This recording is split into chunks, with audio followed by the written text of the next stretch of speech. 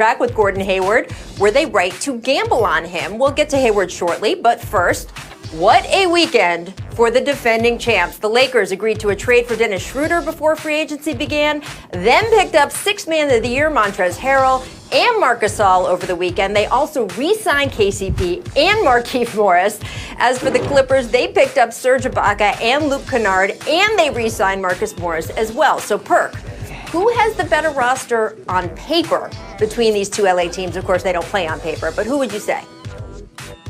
It's the Lakers, Rachel. Rob Pelinka went out there in free agency, and he did his thing. He went out there and got free agents like the Lakers lost and didn't win the championship. When you look at him getting Dennis Schroeder, Montrezl Harrell, who we stole from the Clippers, who was the Sixth Man of the Year, and then you go out there and get Wes Matthews for 3.6, one of the best two-way players in the game today. Not the best, but one of the best. And then you go and land Marc Gasol,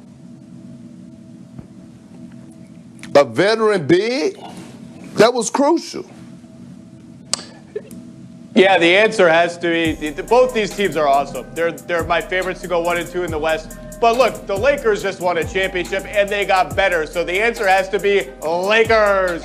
Lakers. Dennis Schroeder adds an ingredient they just didn't have last year. A water bug point guard who can create his own shot. I think he'll do a great job running pick and roll with LeBron and AD.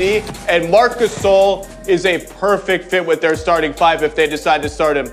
Same level of interior defense as Dwight and JaVale, maybe even a little better, except he can shoot threes and space the floor for Anthony Davis. So all of a sudden when Anthony Davis is posting up, the lane is clear. Anthony Davis's pick and roll diving to the rim, the lane is clear. And oh, by the way, if you decide to put your center on Anthony Davis and try to hide your power forward on Marc Gasol, he can take that guy down to the weight room. You throw in Montrezl Harrell, maybe keep him in a six-man, kind of roll off the bench. I think the Lakers had an amazing offseason. Clippers are doing great, but when you win the championship, you get the benefit of the doubt. It really does seem like a long time ago, guys, right? That the narrative out there was, gee, I don't know if players want to play with LeBron. Kyrie left. Kevin Durant didn't want to come. Kawhi Leonard didn't want to come to Lakers and play with him. Guess what? Guys seem to be wanting to play on that Lakers team. And such an interesting thing happened with the Lakers last year, and I wanted to ask you guys about it because last summer, I said once they built that roster, gee, I'm worried about their perimeter defense. I was very concerned about where that was going to come from. And if you look at the numbers of where this Lakers roster, their core players were the previous season, look at their defensive numbers from last season, you can see where that concern was. But then look at this past season. Every single guy got better. I mean, much better. And I would say this is in some ways the Frank Vogel effect. This is in some ways LeBron getting serious on defense the way he hadn't in the previous few years. But it has sort of made me wonder, how do we account for this thing when looking at rosters to say, some of these guys might be so much better consistently 1 through 8 there than they were the previous season? Zach, when you see those numbers, what do you do when you evaluate rosters? Well, a lot of those numbers, those are team defense or individual defensive ratings. Those are really heavily dependent on your team context. So when you add an Anthony Davis and you add an engaged LeBron James and you retool the team around them, everybody's defensive numbers are going to get better. So I don't put a huge amount of stock into those numbers. I just think the Lakers got better talent, including a defensive player of the year level player in Anthony Davis, a coach who's going to stress defense from day one. And they came out with the mindset of, we're building our team defense and out. And when you do all those things together, yeah, everybody's numbers are going to improve. I don't think, and everyone bought in. Guys who maybe hadn't bought in as much in the past bought in. So that's what happens. And I do think they can carry that over into this season. And as you pointed out, Rachel, their perimeter depth, just as good now as it was when they won in the bubble, maybe even better.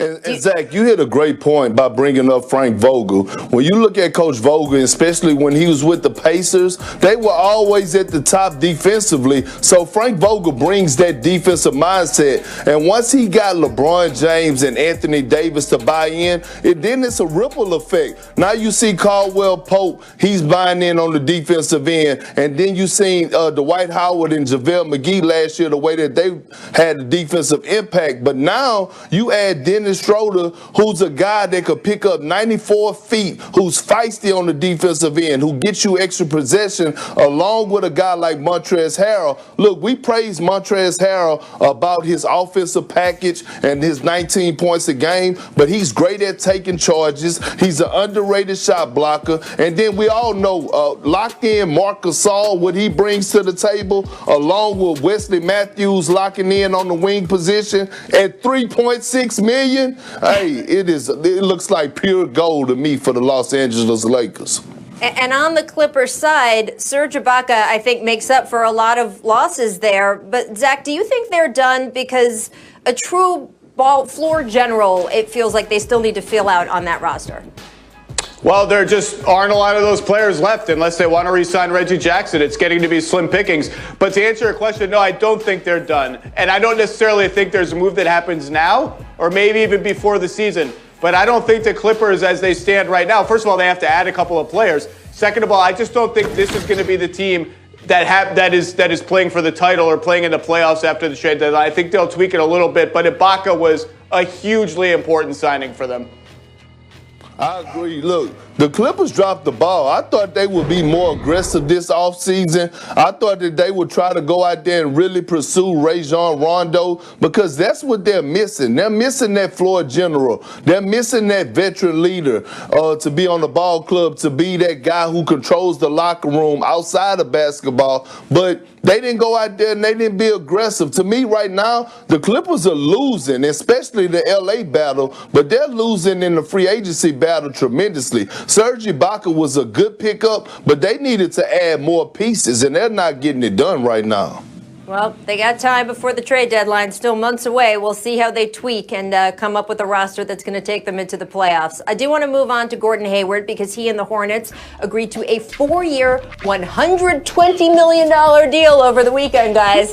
A lot of folks question Hayward opting out of his $34 million option with the Celtics for next season, but clearly it was for a reason. It worked out for him. Right, so they trade for Dennis Schroeder, they add Gasol, they add Montrezl Harrell. What are you hearing about everything they're doing this offseason? Well, it's pretty rare when a defending champion actually upgrades their bench and upgrades on players who helped them win a title. Rajon Rondo went to Atlanta. Dwight Howard goes to Philly. So they bring in Dennis Schroeder in a trade, a Sixth Man of the Year candidate. Marc Gasol, future Hall of Fame center, won a title 2 years ago in Toronto. He comes in now in the middle, and this is a Laker team that around the edges has gotten even better. Rob Pelinka's had a very good offseason here after the Lakers finally won that title with LeBron James and Anthony Davis. All right, so we don't know where they're going to play. Let's say they do play in the Staples Center, and the other team that occupies the Staples Center this season, of course, being the LA Clippers. And it almost feels like some kind of arms race, like, you know, whatever you do, I can do better. So the Clippers have added Serge Ibaka. He reunites with Kawhi Leonard. I mean, what does that mean for the rivalry going forward? Yeah, the Clippers have catching up to do, and it always seems like the Clippers and Lakers are competing very often for the same players, but the Clippers wanted to keep some of their key guys. Marcus Morris, they signed to a 4-year, $64 million deal. Markeith's brother, bringing him back was important, and the Serge Ibaka commitment was huge for the Clippers. It gives them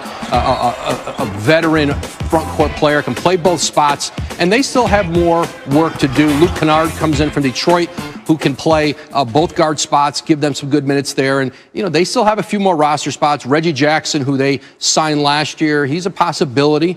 He might be able to return to that Clipper bench. But, with Ty Lue, this is a different team now, and this is a different head coach and a little different way of looking at things. But the Clippers know